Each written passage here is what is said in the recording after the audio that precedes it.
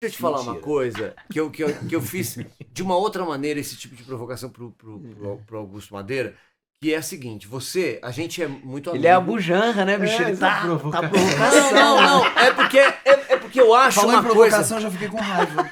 Eu tava bem.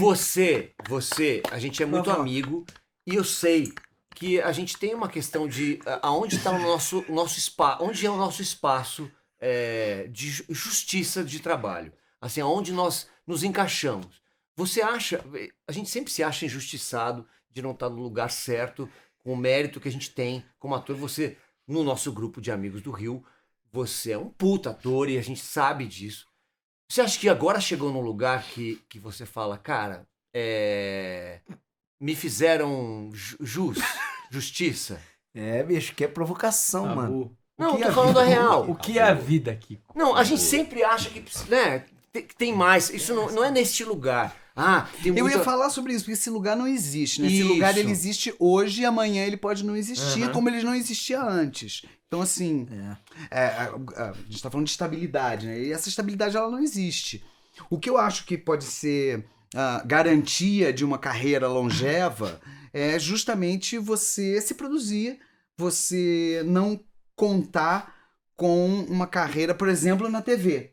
Que é o lugar, o veículo que mais vai projetar você nessa vida, né? Um dia que você aparece na televisão, tem atores que passam a vida inteira, sempre não vão conseguir alcançar aquele volume de público. Às vezes um dia. Então, assim, é uma responsabilidade, mas assim, não tem garantia nenhuma. Não me sinto tranquilo, assim, nesse lugar, dizer, bem, agora... eu posso recostar e respirar aliviado. Não existe esse lugar. E não deve existir mesmo. Na minha opinião, não deve existir. Porque também a hora que você acomoda,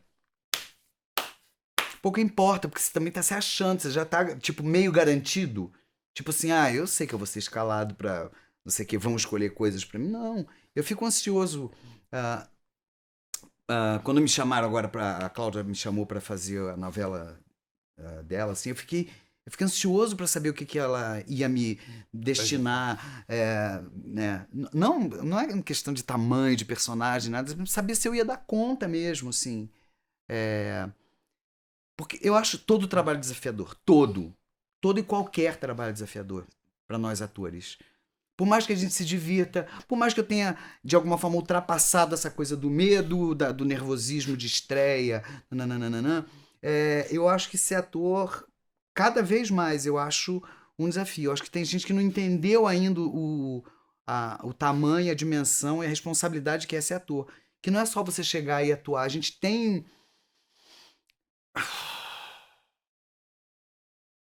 a gente tem uma responsabilidade social. A gente tem que ter. Porque senão a gente corre o risco de viver uma coisa que eu acho que até acontece agora atualmente, assim... parece que a gente não tem valor nenhum para a sociedade, a não ser entreter. E se o valor da gente é só entreter, então eu quero ser mais do que ator. O que eu acho é que a gente, como ator / artista, a gente tem que ter importância para a sociedade. Como? Eu não tenho a menor ideia, porque eu não tenho essa resposta, não tenho solução para nada. Mas eu acho que é um pensamento que a gente devia... transformar, né, cara? ser importante. Como é que a gente é importante não só fazendo... tem gente que fala assim, você foi muito importante pra mim durante a pandemia porque eu ri muito com você.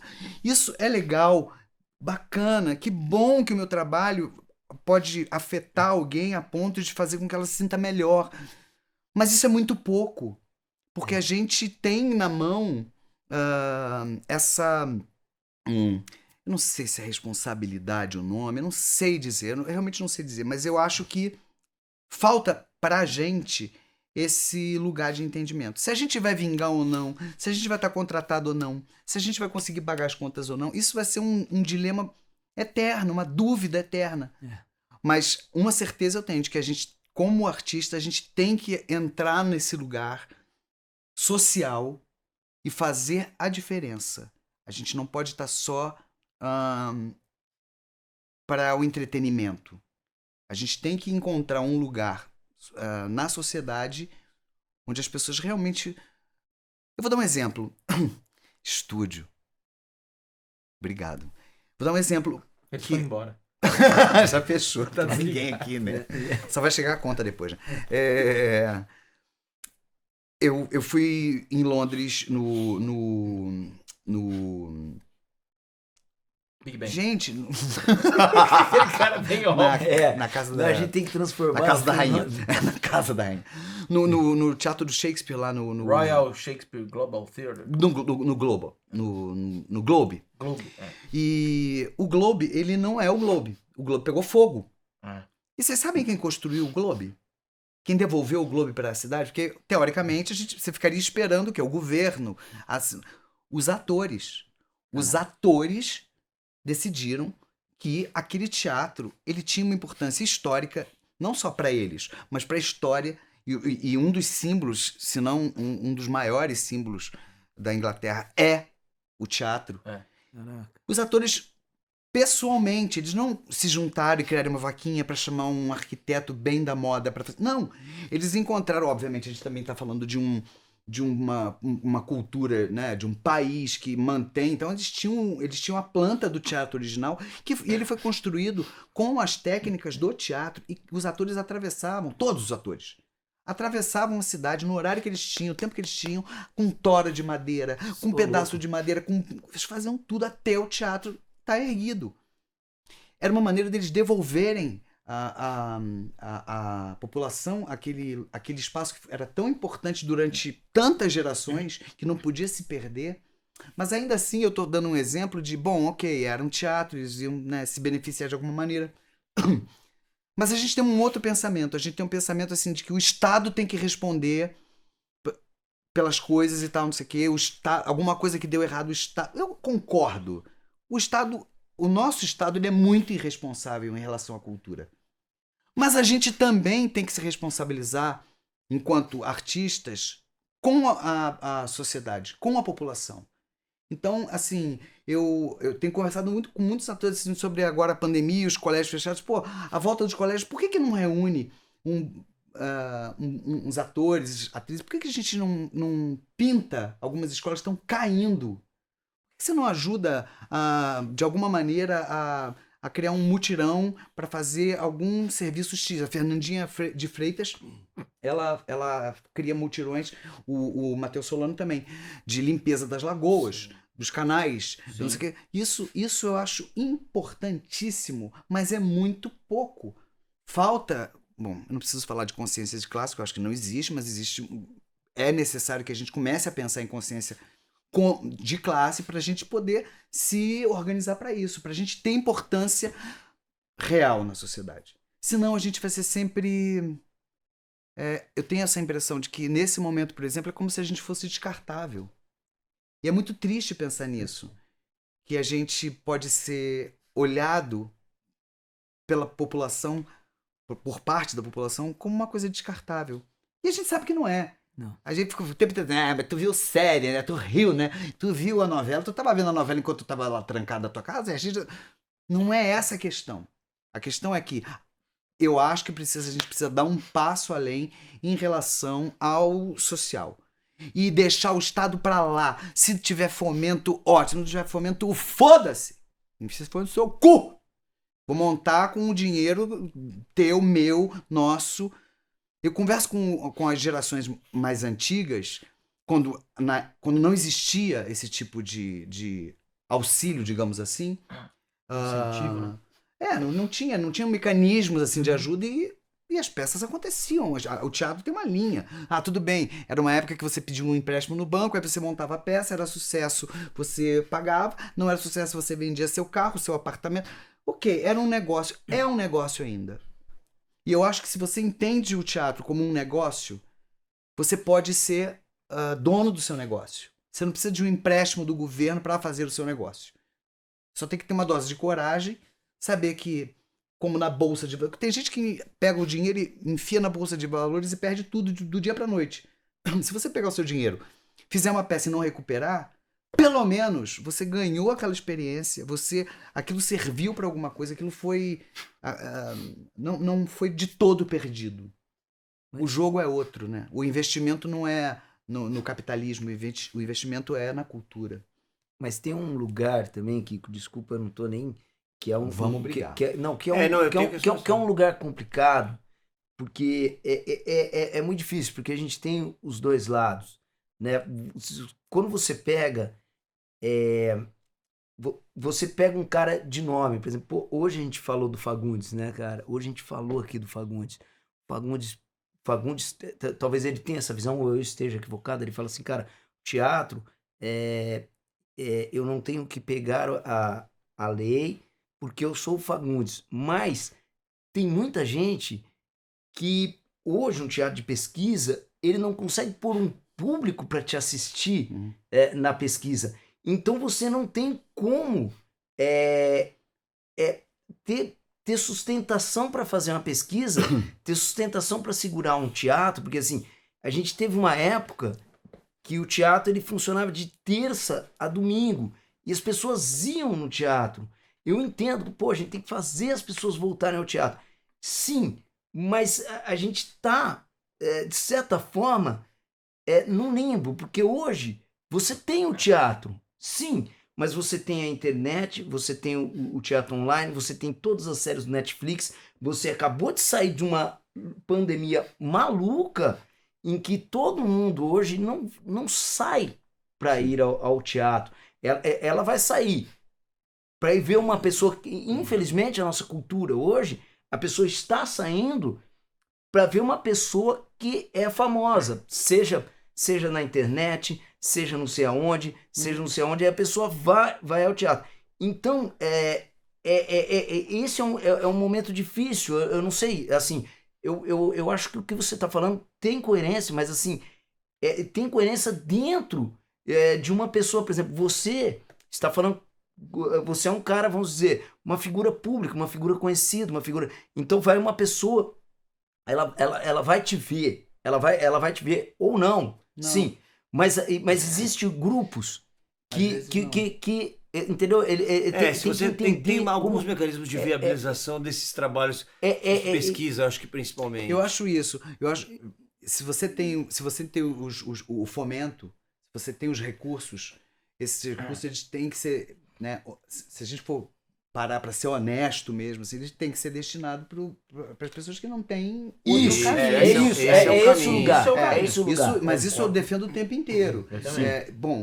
O Camareiro foi a única peça que eu produzi com patrocínio. As outras eu fiz o jornal, eu e o Lázaro dirigindo. A gente botou dinheiro do bolso. Eu fiz Meninas e Meninos, que eu dirigi com a Maria Eduarda de Carvalho, com o meu dinheiro, o meu monólogo. Eu vou investindo, claro. Eu estou falando de um lugar confortável, de estabilidade nesse momento para fazer isso, sim. Mas assim, antigamente, volto ainda para o pré-fomento, pré-mecanismos. Sim. E as pessoas faziam o teatro também nessa coisa do vende aqui, não sei o quê. Ou então, eu não lembro com quem eu conversei uma vez, mas foi muito interessante, assim, que estavam montando uma peça que era um sucesso e tal. E assim, a mesa, precisava de uma mesa, cadeira as cadeiras eram da casa da avó de não sei quem, não sei o que. E isso funciona. O cais. Sim. O cais que mesmo. Era lindo. Tinha ali teve uma lei de incentivo uma vez, mas depois a gente foi na raça. A gente se reunia toda terça e quarta. E era um evento na nossa vida. Só que a gente ficou em cartaz com o Cais, acho que 6 meses seguidos, né, Lahan? Que era uma delícia, né? Eu lembro que você me deixava em casa, todo dia a gente ia conversando, a gente saía do caixa. Só que realmente, a gente tinha... Era terça e quarta, era dia da nossa, vamos dizer, celebração do cais, do teatro, do não sei o que, não sei o que. O resto do dia era ralando na peça infantil, não sei o que, pra gente conseguir até fazer o cais, né? Sim. Existe esse lugar, de certa forma. Eu acho que a gente está falando de uma mesma coisa. Acho que o Kiko não colocou esse lugar. Não. Né? Porque eu também concordo com o Barros, mas acho que você também é isso. Aonde canalizar. A gente já fez. Eu sempre cito, tem um episódio do Will, maravilhoso que ele escreveu, que é uma puta crítica, que fala da tal Lei Rouanet, nesse momento de polarização, e fala sobre uma ótica de que a gente está entregue também ao marketing de uma empresa decidir o que é cultura. A cultura é o cara famosão que vai trazer o cartaz, ou no caso ele tá recebendo, ele é um executivo que tá recebendo um cara que vai fazer um coral de crianças de uma comunidade Gente, grande. e o Aí cara... ele fala, cara, desculpa, mas eu tô com um ator lá que tá com uma série não sei aonde, com não sei o quê, já botei minha grana toda nele. Então O cara do isso. marketing fala, quem que vai vender mais meu produto? O coral das crianças ou o ator que tá bombando todo dia com a cara na TV? Então tem essa Eu crítica... acabei de dar uma entrevista falando exatamente sobre isso. Que quem define o panorama teatral no Brasil é o marketing São das as empresas de empresas. marketing. Isso. Com o nosso dinheiro. Sim. E é muito cômodo pra ele. Porque Claro. antigamente, se ele não tivesse esse recurso, tivesse um teto ali, ele seria obrigado a falar, pra eu patrocinar esse cara que vai fechar o Teatro Santander e cobrar ingresso a R$300, vai lotar 5 sessões, quinta, sexta, sábado, domingo, eu vou tirar do meu bolso, mas eu vou fazer. Sim. Porque é pra publicidade. Sim. Só que, tem um recurso aqui, ó, do governo que ao invés de eu dar pra aquele cara. Então eu Sim. acho que isso tinha É um muito que ser remanejamento revisto, e eu do sinto que falta se da faz. classe se mobilizar pra isso. Mas a classe está muito dependente desse mecanismo, fica com muito medo, a classe é muito medrosa. Muito né? medrosa, muito. Então, assim, a classe fica com muito medo de reivindicar qualquer mudança e perder tudo e tal. Nossa, ainda mais agora. Não, pois é, agora que a gente já Agora deu perdeu, uma na verdade. suspensão. Na verdade, Tudo. eu acho que, na verdade, agora, como a gente já tá nesse vácuo, Limbo. porque é um vácuo, né? Você Isso. tá caindo, a gente tá caindo no nada, a gente tá Não. tipo. Não, a gente tava indo pro buraco. Tipo- Aí entrou a pandemia e jogaram a pá de cal. Né? É. Mas eu acho que é justamente nesse momento Ué. que a gente devia estar pensando já em driblar isso. Sim. Porque a gente não vai ser favorecido. A gente não vai ser Não. favorecido. Não. A gente vai continuar apanhando e isso vai demorar um tempo, porque não é nenhuma questão de o governo atual, o próximo governo que entrar não vai conseguir erguer a ruína que deixou a gente. Isso. Ele não vai conseguir de maneira Vai. alguma. A sociedade vai continuar com esse pensamento de que nós somos os mamadores da teta da Rouanet Nossa. durante algumas gerações. Concordo com você. Então, assim, se a gente não, agora, nesse momento de buraco total, a gente não parar para começar a ponderar como é que a gente vai mudar esse olhar, o que eu tenho que fazer para mudar esse olhar da sociedade? É isso que eu tô falando o tempo inteiro. Como é que a gente faz para mudar isso? Como é que a gente faz com que as pessoas, a sociedade, ela olhe a gente como com orgulho? Com orgulho, sabe? Assim, de olhar um artista e não é porque ele é famoso, qualquer artista. Sim. E não é só ator, eu tô falando de todas as artes. Sim. Quando é que a gente vai ter o orgulho de ter sei lá, um grupo corpo? Eu tô falando dos famosos, obviamente, mas Sim. quando é que a Sim, gente vai ter... Quando é que o artista vai deixar só de ser aquele cara que chega em casa e fala, você é artista, e a família fala, e você vai trabalhar com o quê?